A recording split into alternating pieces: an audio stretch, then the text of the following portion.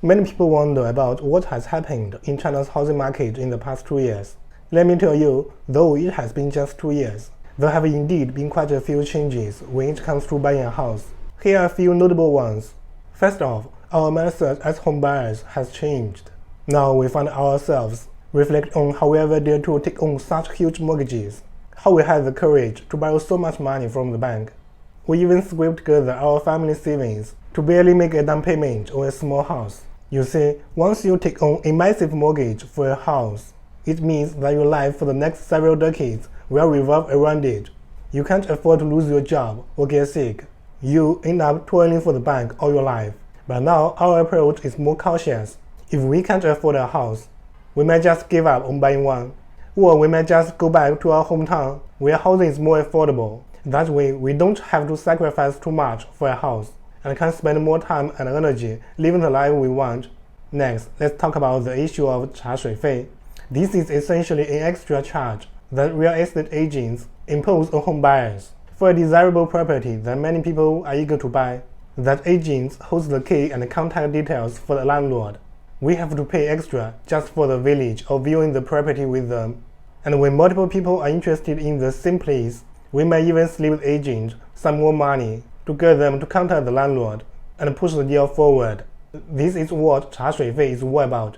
It sucks that agents force this brand-like charge, but we as buyers had no choice since good properties are scarce and everyone wants them. These properties sell themselves. However, things are different now. Young people aren't interested in buying homes anymore. Properties aren't selling. Agents aren't making money, and many have even switched careers. Agents now provide alternative service to each buyer, trying to facilitate deals. The whole notion of 茶水费 is gone. Now let's talk about the purchase restriction policies. Many cities implemented strict property purchase restrictions, and local governments set various complex conditions for buying a home. To deal with these policies, we home buyers had to come up with all sorts of bizarre methods. For instance, in some places, you had to pay local social security contributions to qualify to buy a home. So even if we didn't work there, we'd pay for the local social security ourselves just to qualify to buy a house. Moreover, if the policy stipulated that a married couple could only have one property in the name locally, many people would choose to buy homes individually before getting married, using up the respective purchase qualifications before tying the knot. And for those who were already married, some even considered to fake divorces to gain an additional buying qualification. Now, most cities in China have lifted these purchase restrictions. It's only been 2 years, and looking back at what we did just to qualify for a house purchase, it seems pretty ridiculous. Lastly, let's talk about housing prices.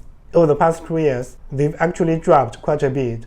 Since I graduated, housing prices had been continuously rising, and I once thought they would only go up and never decline. Now I realize that housing prices also have the cycles, and buying property isn't always a surefire profit-making deal. We young people in China have been waiting a long time for the day when prices would fall